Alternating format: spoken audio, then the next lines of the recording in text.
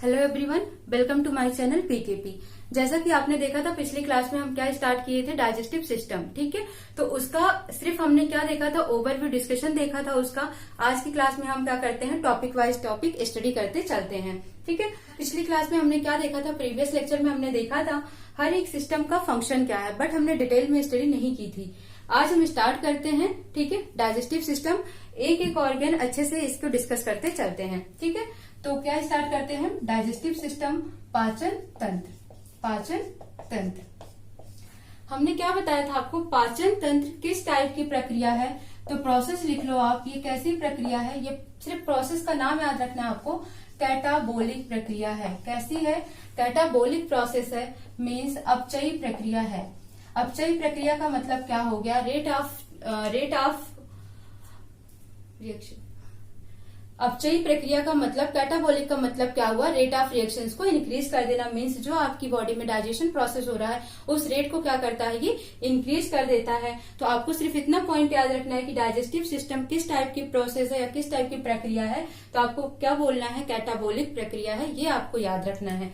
First point. Second point आपको याद रखना है कि डाइजेशन है क्या, पाचन है क्या।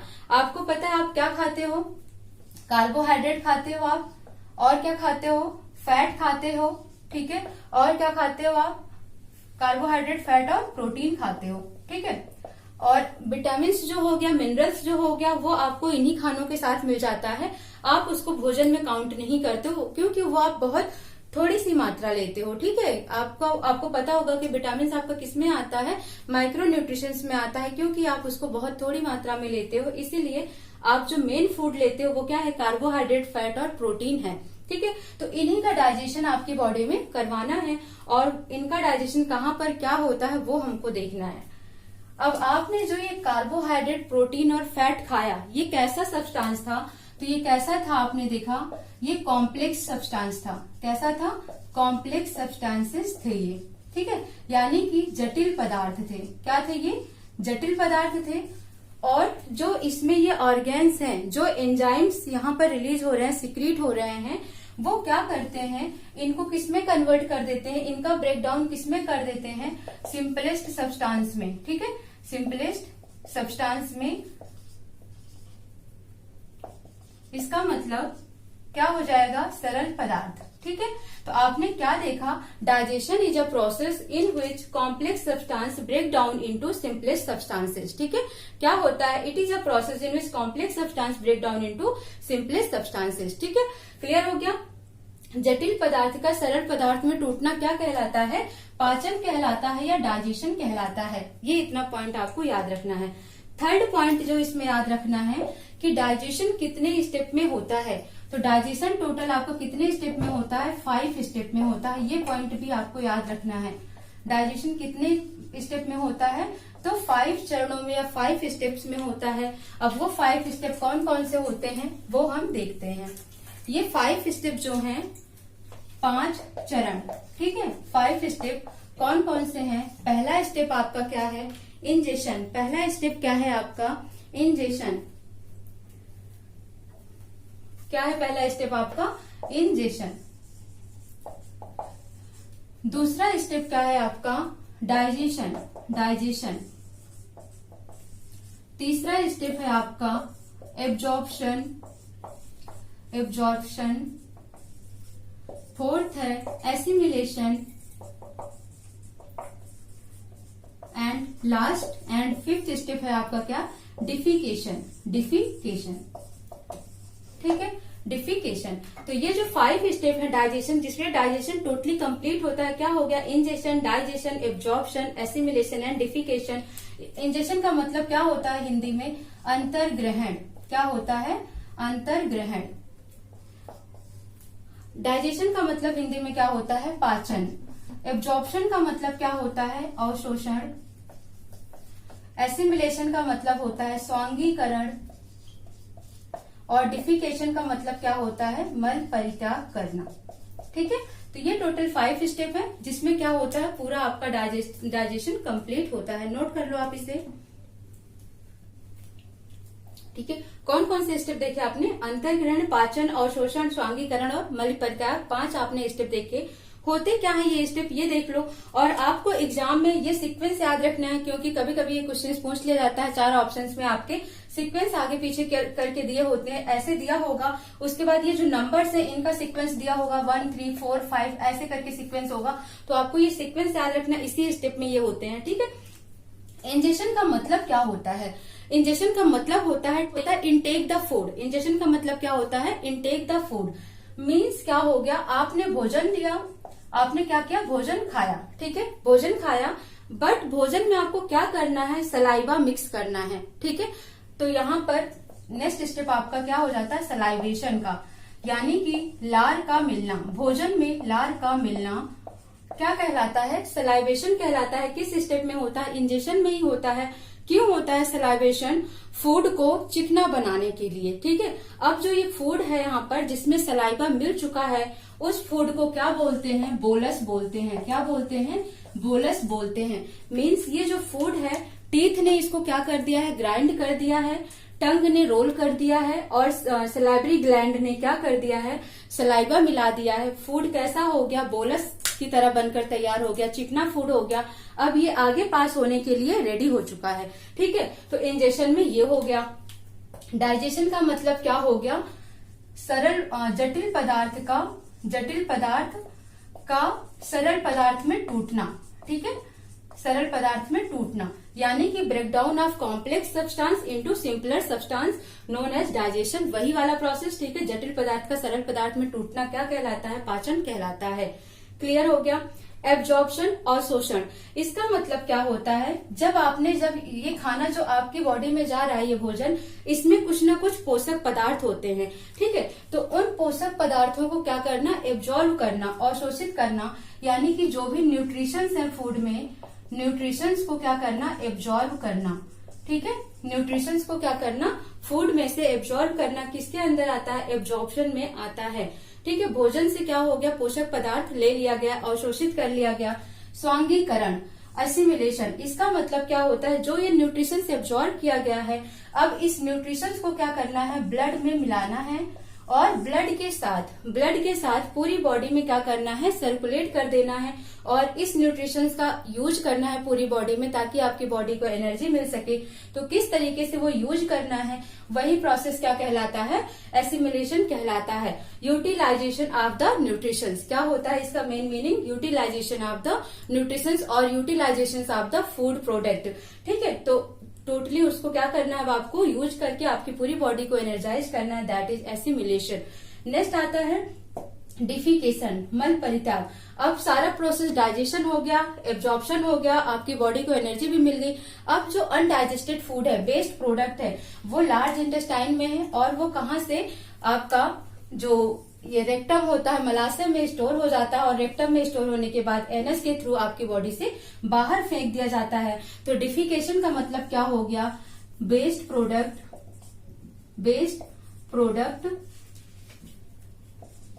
थ्रोन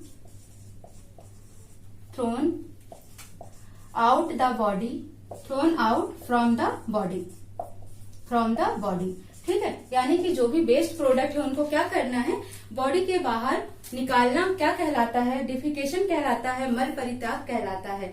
ये 5 स्टेप में टोटल आपका डाइजेशन कंप्लीट हो जाता है, ठीक है। क्लियर हो गया इतना। अब आपका ये 5 स्टेप, पहला पॉइंट आपने क्या देखा, कैसी प्रोसेस है, ये कैटाबोलिक प्रोसेस है। दूसरे स्टेप में क्या देखा आपने, ब्रेकडाउन होता है कॉम्प्लेक्स का सिंपलर सब्सटेंस में। थर्ड स्टेप में देखा कि कितने स्टेप में ये कंप्लीट होता है, तो 5 स्टेप में होता है। Ingestion, digestion, absorption, assimilation and defecation, यानी कि अंतर्ग्रहण, पाचन, अवशोषण, स्वांगीकरण और मल परित्याग। और इन सब की आपने मीनिंग भी समझ ली। अब नेक्स्ट हम स्टार्ट करते हैं। यहाँ पर नेक्स्ट पॉइंट जो है इसका, वो है आहार नाल। क्या हो जाएगा, एलिमेंट्री कैनाल। क्या होगा, एलिमेंट्री कैनाल। एलिमेंट्री कैनाल कल भी मैंने नोट करवाया था। इसको हिंदी में क्या बोलते हैं, आहार नाल बोलते हैं। क्या बोलते हैं, आहार नाल बोलते हैं। आपको क्या याद रखना है, इसकी लंबाई पूछ ली जाती है। इसकी लंबाई अगर आपसे मीटर में पूछती है, length of alimentary canal in metre, अगर ऑप्शन मीटर में है तो आप 9 मीटर बोलोगे, अगर फीट में है तो आप लगभग जो 33 फीट होगा वो आंसर करोगे। ठीक है, तो 9 मीटर या 33 फीट होगा किसकी लंबाई, आहार नाल की लंबाई। होता क्या है, ये माउथ से लेकर एनस तक की पूरी लंबाई, यहां से लेकर यहां तक की पूरी लंबाई क्या कहलाती है, आहार नाल या एलिमेंट्री कहलाती है, एलिमेंट्री कैनाल कहलाती है। ठीक है, फर्स्ट पॉइंट आपने लंबाई देखा, दूसरी आपने क्या देखा, माउथ से लेकर एनस तक की लंबाई। ठीक है, यानी कि इसको हम क्या बोलते हैं, मुख से लेकर गुदा तक की लंबाई को क्या बोलते हैं, आहार नाल बोलते हैं। थर्ड पॉइंट क्या देखना है आपको, इसमें इसके कितने पार्ट होते हैं, तो टोटल आप क्या देखोगे, 7 पार्ट हो गए। Mouth, pharynx, oesophagus, stomach, small intestine, large intestine and anus. तो ये पॉइंट है जो कल मैंने नोट करवाया था आपको, एलिमेंट्री के टोटल 7 पॉइंट होते हैं। ठीक है, आपको सिर्फ इसमें इतना याद रखना, और एक पॉइंट और याद रखना है जो इम्पोर्टेंट है, कि इस जो नली है, ये जो कैनाल है, इसमें क्या होता है, डाइजेशन होता है, यानी कि डाइजेशन टेकन प्लेस। ठीक है, डाइजेशन टेकन प्लेस, यानी कि यहाँ पर क्या होता है, पाचन प्रक्रिया होती है, पाचन प्रक्रिया होती है। इस नाल में क्या होता है, इस नली में क्या होती है, पाचन प्रक्रिया होती है। तो आहार नाल के बारे में आपको सिर्फ इतना पॉइंट याद रखना है, लंबाई याद रखनी है 9 मीटर 33 फीट, माउथ से लेकर एनस तक की लंबाई को कहा जाता है, और इस पाइप में क्या होता है, डाइजेशन प्रोसेस होती है। ठीक है, नोट कर लो आप इसे, नोट हो गया। अब हम क्या देखते हैं, आहार नाल के बाद का जो पॉइंट नोट करना है आपको वो है डाइजेस्टिव ग्लैंड, जिसको सहायक ग्रंथियां या पाचन ग्रंथियां भी कहते हैं, पाचन ग्रंथियां भी कहते हैं। ठीक है, इसका मतलब क्या हुआ, जो एलिमेंट्री कैनाल को हेल्प कर रही हैं, मींस जो स्टमक को, जो स्मॉल इंटेस्टाइन को, जो लार्ज इंटेस्टाइन को, माउथ को जो हेल्प कर रही हैं, किसके काम में, डाइजेशन के काम में हेल्प कर रही हैं, वो क्या कहलाती हैं, डाइजेस्टिव ग्लैंड कहलाती हैं। इसमें teeth, tongue, salivary gland, liver, pancreas and gall bladder. ठीक है, ये सब पार्ट्स आते हैं, यानी कि दांत, जीभ, लार ग्रंथि, यकृत, अग्नाशय और पित्ताशय। ठीक है, ये इतने पार्ट्स हैं जो क्या होते हैं, डाइजेस्टिव ग्लैंड के पार्ट्स कहलाते हैं। ये मेन पार्ट नहीं होते हैं डाइजेस्टिव सिस्टम के, बट ये क्या करते हैं, कुछ बाइल जूस सिक्रीट करते हैं, कुछ पैनक्रियाटिक जूस सिक्रीट करते हैं, एंजाइम सिक्रीट करते हैं, जो कि क्या करता है, ब्रेकडाउन में हेल्प करता है। इसीलिए इसको हेल्पिंग ऑर्गेन या हेल्पिंग ग्लैंड्स भी कहा जाता है। नोट कर लो आप इसे। नेक्स्ट अब हम कहां से स्टार्ट करते हैं, एलिमेंट्री कैनाल का पहला पॉइंट कहां से स्टार्ट हो रहा है, माउथ से। तो हम स्टार्ट करते हैं माउथ से, और आज की क्लास में सिर्फ हम माउथ का डिस्कशन करेंगे। ठीक है, माउथ, इसको क्या बोलते हैं, बकल कैविटी। क्या बोलते हैं, बकल कैविटी। ठीक है, अब बकल कैविटी को हिंदी में क्या बोलते हैं, मुख गुहा। क्या बोलते हैं, मुख गुहा। आहार नाल का पहला पार्ट यही है जहां से भोजन स्टार्ट होता है, यानी कि डाइजेशन की प्रक्रिया स्टार्ट हो जाती है, वो क्या है, आपका बकल कैविटी होती है। ठीक है, अब इसमें क्या नोट करना है आपको, इसमें क्या नोट करना है आपको, टीथ के बारे में पढ़ना है, टंग के बारे में पढ़ना है, और सलाइवरी ग्लैंड के बारे में पढ़ना है। ठीक है, यानी दांत, जीभ और लार ग्रंथि। ठीक है, इन तीनों के बारे में पढ़ना है। तो सबसे पहले हम किसके बारे में पढ़ते हैं, टीथ के बारे में पढ़ लेते हैं। किसके बारे में, टीथ के बारे में, दांत। ये जो टीथ है, ठीक है, इसकी स्टडी को क्या बोला जाता है, तो टीथ की स्टडी को क्या बोला जाता है, ओडेंटोलॉजी बोला जाता है। क्या बोला जाता है, ओडेंटोलॉजी बोला जाता है। टीथ की स्टडी को ओडेंटोलॉजी,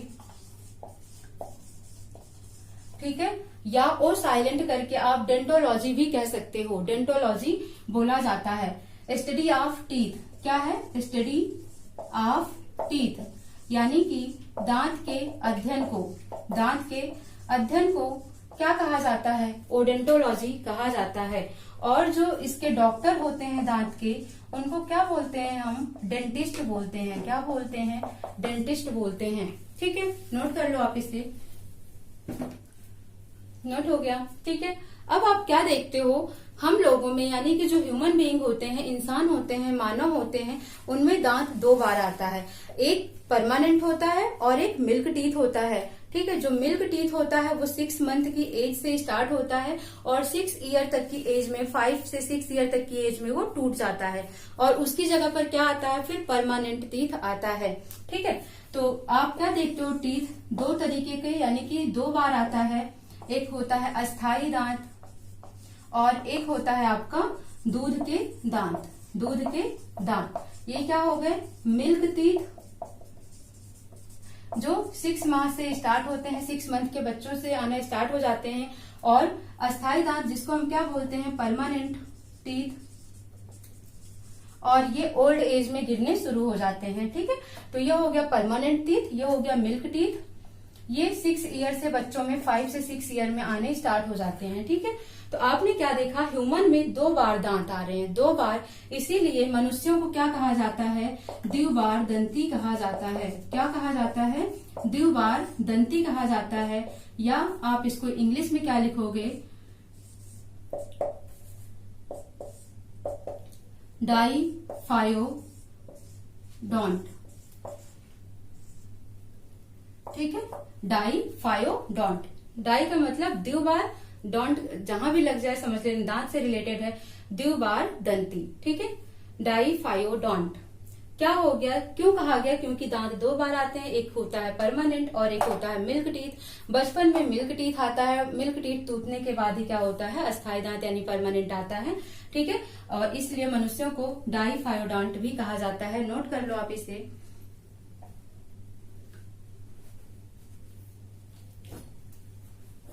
नेक्स्ट हम देखते हैं, आपको क्या देखने को मिलता है कि जितने भी लोग होते हैं सबके दांत आपको डिफरेंट शेप में दिखाई देते हैं। क्या होता है? सबके दांत के शेप यानी कि आकार, आकृति, बनावट सबका क्या होता है? डिफरेंट होता है। इसीलिए इंसान को क्या बोलते हैं? हेटेरियोडोंट भी बोलते हैं, यानी कि क्या बोलते हैं? विषम दंती। क्यों बोलते हैं? क्योंकि हर एक इंसान का दांत अलग अलग आकृति में, अलग अलग शेप में होता है। इसीलिए इंसान को क्या बोला जाता है? हेटेरोडोंट बोला जाता है। क्लियर? नेक्स्ट आप इसी में देखोगे, जो हमारे ये दांत है ये कहाँ से निकले होते हैं? गहराई से। जो ये हमारा जॉ है, जॉ के गहराई से निकलता है, बहुत ही गहराई से, आप कह सकते हो मसल से, गम्स के गहराई से निकलता है। तो इसीलिए ये बहुत ही गहराई से निकलता है। इसीलिए इसे क्या बोलते हैं? थाइकोडोंट बोलते हैं। क्या बोलते हैं? थाइकोडोंट बोलते हैं। हिंदी में गर्त दंती बोलते हैं। हिंदी में गर्त दंती यानी कि बहुत गहराई से निकलता है दांत, इसकी वजह से इसको क्या बोला जाता है? थाइकोडोंट बोला जाता है या गर्त दंती बोला जाता है। ठीक है, समझ आ गया?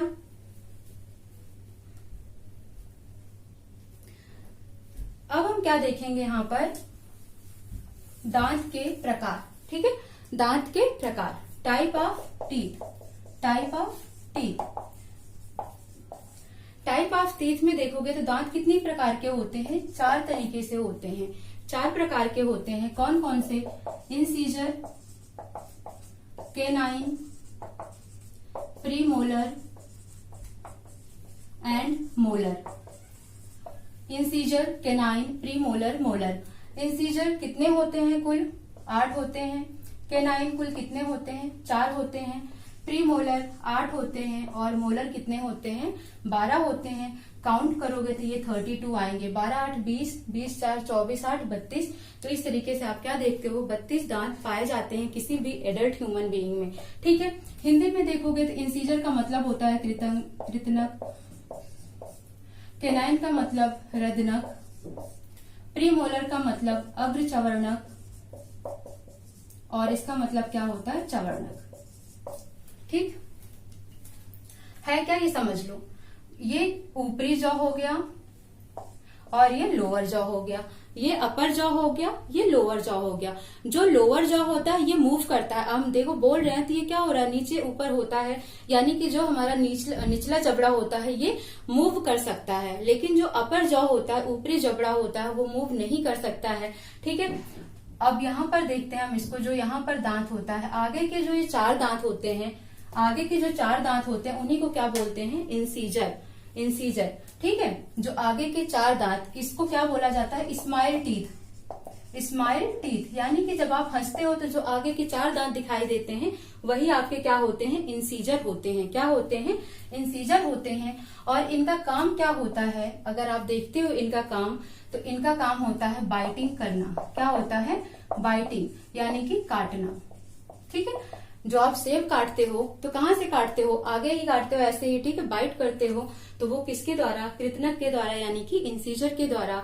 आगे के 4 दांत, 4 नीचे जबड़े में, 4 ऊपर जबड़े में, तो 4 4 कितने हो गए, 8 हो गए। सेम केनाइन की बात हम करते हैं। केनाइन किस शेप में होता है, नुकीला होता है, बहुत ही नुकीला, शार्प टीथ। शार्प टीथ नुकीला होता है। इसका काम, अब नुकीला है तो क्या होगा, ये टीयर करेगा, यानी कि टीयरिंग का काम किसका होता है, किसका होता है, केनाइन का, फाड़ने वाला काम। ठीक है, जो ये 4 4 ऊपर नीचे हो गए, इसके बगल में जो एक दांत यहाँ, एक दांत यहाँ, यहाँ यहाँ, ये जो 2 नीचे 2 ऊपर हैं, वी शेप में होते हैं, वी शेप में। ठीक है, वी फॉर बैन वाले शेप में जो होते हैं, शार्प होते हैं, नुकीले होते हैं, ये क्या होते हैं, केनाइन होते हैं। और इनका काम क्या होता है, टीयर करना, यानी कि फाड़ना इनका काम होता है। और ये मांसाहारियों में ज्यादा पाए जाते हैं और नुकीले होते हैं। और जो वेजिटेरियंस होते हैं, एनिमल्स लाइक रैबिट, खरगोश, ठीक है, हिरण, उनमें नहीं पाए जाते हैं, उनमें केनाइन नहीं पाए जाते हैं। ठीक है, केनाइन किसमें नहीं पाए जाते हैं, तो आप लिख लो, शाकाहारी या जो हमारे वेजिटेरियन एनिमल्स होते हैं उसमें नहीं पाया जाता है, एब्सेंट होता है, नहीं पाया जाता है। किसमें, रैबिट में, डियर में, ठीक है, डियर में, एलिफेंट में, खरगोश, हिरण, हाथी, ये सब क्या होते हैं, शाकाहारी होते हैं। और इनमें क्या होता है, केनाइन नहीं पाया जाता है, क्योंकि केनाइन का काम क्या है, फाड़ने का, मांस को फाड़ने का काम करता है। तो ये शाकाहारियों में एब्सेंट होता है। समझ आ गया, 2 नीचे 2 ऊपर, टोटल 4 होते हैं। अग्र चवर्णक, प्रीमोलर। ठीक है, प्रीमोलर कैसा होता है, तो प्रीमोलर नुकीले वाले दांत के बगल, ठीक है, कितना होता है, 2 इस साइड, 2 इस साइड, 2 इस साइड, 2 इस साइड, तो टोटल 4 नीचे 4 ऊपर, टोटल कितने हो जाएंगे, 8 हो जाएंगे। ये थोड़े से चपटे होते हैं, फ्लैट होते हैं, फ्लैट यानी कि चपटे होते हैं। और इनका काम क्या होता है, क्या करना, ग्राइंड करना, ग्राइंडिंग यानी कि पीसना, सॉरी च्यूइंग करना, च्यूइंग मतलब चबाना। ठीक है, इनका काम क्या होता है, च्यूइंग करना, यानी कि ये खाने को क्या करते हैं, चबाते हैं। और जो मोलर आता है लास्ट में, ठीक है, 4 यहाँ, 3 यहाँ, 3 यहाँ, 3 ऊपर, 3 नीचे, यानी कि 6 लोअर जॉ में, 6 अपर जॉ में, 12 हो गए कुल। तो ये कितने, इसका काम क्या होता है, इसका काम होता है ग्राइंड करना, यानी कि खाने को पीसना इसका काम होता है, खाने को पीसना इसका काम होता है। समझ आ गया इतना।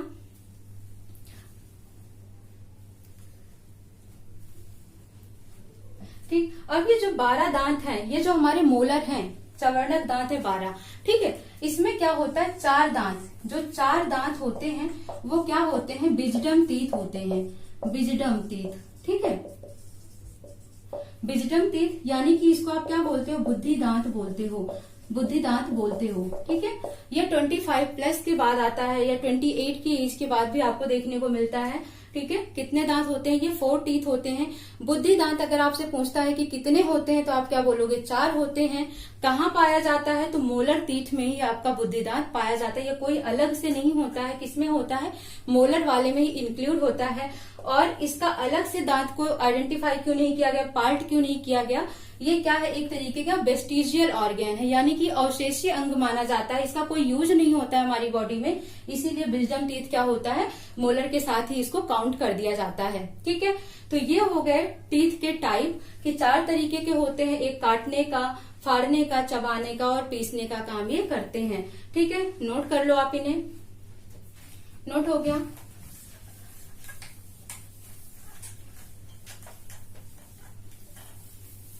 हमने क्या देखा, टीथ हमने देखा IC, इंसीजर, कैनाइन, प्रीमोलर और मोलर, 4 तरीके के हमने दांत देखे।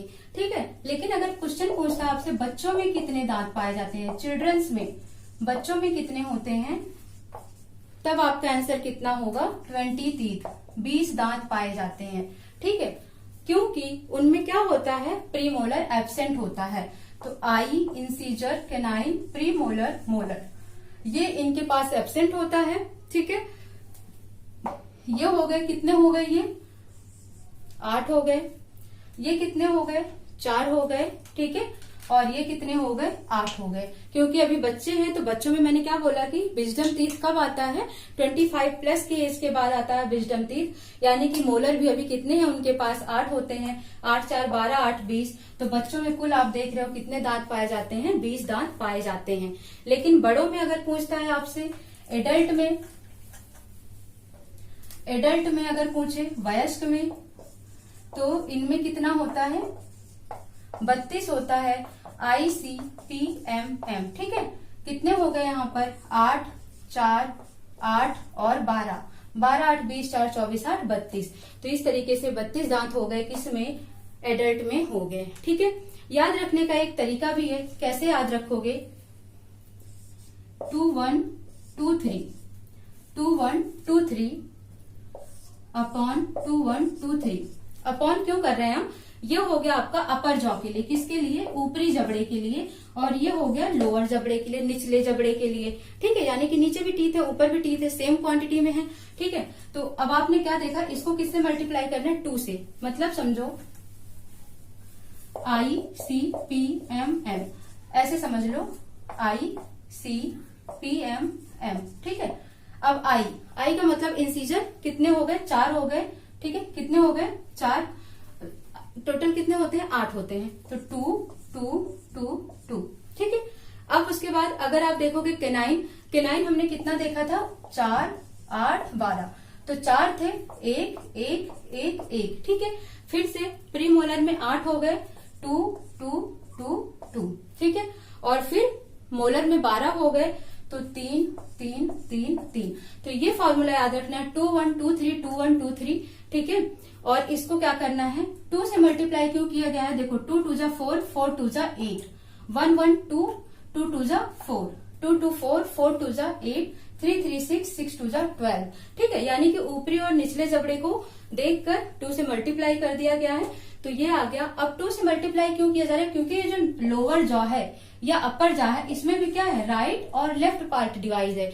यानी कि अगर 2 दांत यहाँ पर हैं इंसीजर के, तो 2 दांत यहाँ पर हैं, एक यहाँ पर नुकीला दांत है तो एक यहाँ पर है, फिर 2 यहाँ पर है प्रीमोलर, 2 यहाँ पर है, 3 यहाँ पर मोलर है, 3 यहाँ पर मोलर है। तो इस तरीके से दायां बायां पार्ट डिवाइड हो जाता है। इसीलिए क्या होता है, 2 से मल्टीप्लाई करते हैं ऊपरी और निचले जबड़े दोनों के लिए।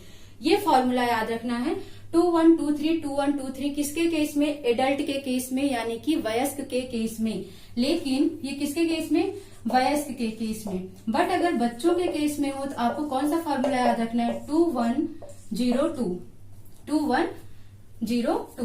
ठीक है, 2 1 0 2 2 1 0 2। कैसे याद रखना है आपको, बच्चों में आपने क्या देखा था, 8 4 0 8, यही तो था, 20 दांत थे, 8 4 12 8 20। तो ये 8 हो गया, 2 2 4 2 6 2 8, 2 4 हो गया, 0 और 8 हो गया। तो 21 0 2 21 0 2 बच्चों के केस में याद रखना है।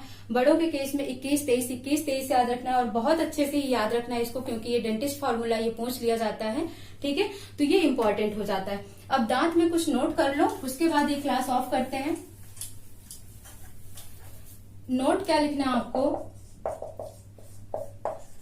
चूहा, रैट की बात हो रही है यहाँ पर। आपने रैट को देखा है, रैट क्या करता है, हमेशा कुतरता रहता है, क्या करता है, चीजों को काटता रहता है। तो क्वेश्चन आपका ये पूछा गया है कि जो चूहा है वो किस टाइप के तीत से कुतरता है, किस टाइप के तीत से कुतरता है। तो आपको याद रखना है इंसीजर, किससे, इंसीजर, यानी जो कृतनक होते हैं उसी दांत से ये क्या करता है, कुतरता है। क्या करता है, काटता है किसी चीज को।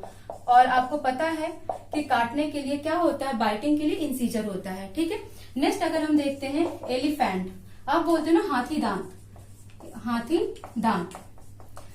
जो हाथी के दांत होता है, जो टस्क होता है, सूंड होती है उसकी, जो दिखाने के लिए कुछ और होती है और खाता नहीं है, उससे खाने वाला टीथ उसका दूसरा होता है, जो ये हाथी दांत होता है लंबा सा, वो क्या होता है? ये क्वेश्चन भी पूछा गया तो आप इसको भी नोट रखना। ये होता है आपका अपर इंसीजर। अपर इंसीजर यानी कि ऊपरी कृतनक। ठीक है, ये दो दांत आपको इंपॉर्टेंट रखने हैं याद, चूहा के और हाथी दांत के। और आपको पता है कि जो वेजिटेरियंस होते हैं एनिमल्स, शाकाहारी एनिमल्स होते हैं, उनमें क्या होता है? केनाइन नहीं पाया जाता है। आपको तीसरा पॉइंट भी याद रखना है कि केनाइन क्या होता है? एब्सेंट होता है किसमें? वेजिटेरियन एनिमल में। ठीक है, ये पॉइंट भी आपको नोट रखना है। ठीक है, तो आपका टीथ यहीं पर क्या होगा? खत्म हो जाएगा। कुछ और थोड़ा सा टीथ के बारे में एक पॉइंट और नोट कर लो जो आपको पता है, टीथ पढ़ ही रहे हो तो। हार्डेस्ट पार्ट पूछा जाए बॉडी का, हार्डेस्ट पार्ट, तो क्या बोलोगे? एनिमल। क्या बोलोगे? एनिमल बोलोगे। इसको हार्डेस्ट क्यों बोला जाता है? क्योंकि यहाँ पर क्या होता है? पानी नहीं होता है, पानी 0 होता है, 0% वाटर होता है यहाँ पर, इसीलिए सबसे हार्डेस्ट पार्ट माना जाता है। सबसे बॉडी का सबसे कठोर भाग माना जाता है क्या? एनिमल माना जाता है। ठीक है, अब मान लो, ठीक है, ये समझ आ गया। ये है दांत, ये क्या है? ये है, ये दांत है मान लो। तो ये जो ऊपर व्हाइट पार्ट है, ये जो व्हाइट पार्ट है, इसको क्या बोलते हैं? हम क्राउन बोलते हैं। क्या बोलते हैं? क्राउन बोलते हैं। याद रखना, इससे ये क्वेश्चन पूछा जा सकता है कि व्हाइट पार्ट को क्या बोलते हैं? क्राउन बोलते हैं, या डेंटाइन पार्ट भी बोलते हैं। डेंटाइन पार्ट भी बोलते हैं। किसका बना होता है ये भी याद रखना है, कैल्शियम कार्बोनेट या कैल्शियम फास्फेट का बना होता है। ठीक है, ये पॉइंट आपको याद रखना है। दांत के केस में दांत किसका बना होता है? कैल्शियम कार्बोनेट का या कैल्शियम फास्फेट का बना होता है। ठीक है, इसीलिए कैल्शियम आपकी टीथ के लिए, आपकी टीथ को स्ट्रांग रखने के लिए इंपॉर्टेंट हो जाता है कैल्शियम बहुत ज्यादा ही। ये हो गया। और जो ये नीचे वाला पार्ट होता है, ये जो दांत के नीचे वाला पार्ट होता है जिसे आप बोलते हो रूट यानी कि जड़ें। ठीक है, यहाँ पर क्या होता है? रूट वाला जो पार्ट होता है इसको हम बोलते हैं रूट। यहाँ पर क्या पाई जाती है? बहुत सारी मसल्स होती हैं। क्या होती हैं? मसल्स होती हैं, प्लस क्या होती हैं? ब्लड कैपिलरीज होती हैं। ब्लड कैपिलरीज होती हैं। ठीक है, यानी कि यहाँ बहुत सारी मसल्स होती हैं, मांसपेशियां होती हैं। ब्लड कैपिलरीज का मतलब रक्त वाहिकाएं बहुत ज्यादा ही होती हैं। ठीक है, कहाँ पर? रूट में होती हैं। इतना पॉइंट आपको याद रखना है। ये रूट हो गया और ये क्या हो गया? व्हाइट पार्ट हो गया, जिसे हमने क्या बोला? क्राउन बोला। और डेंटाइन पार्ट भी इसे बोल सकते हैं, जो कि कैल्शियम कार्बोनेट का बना होता है। तो टीथ में आपको सिर्फ इतना सारा पॉइंट याद रखना है। नेक्स्ट क्लास में हम टंग यानी कि जीभ और सलाइवरी ग्लैंड से स्टार्ट करेंगे। ओके, मिलते हैं नेक्स्ट क्लास में। Thank you so much.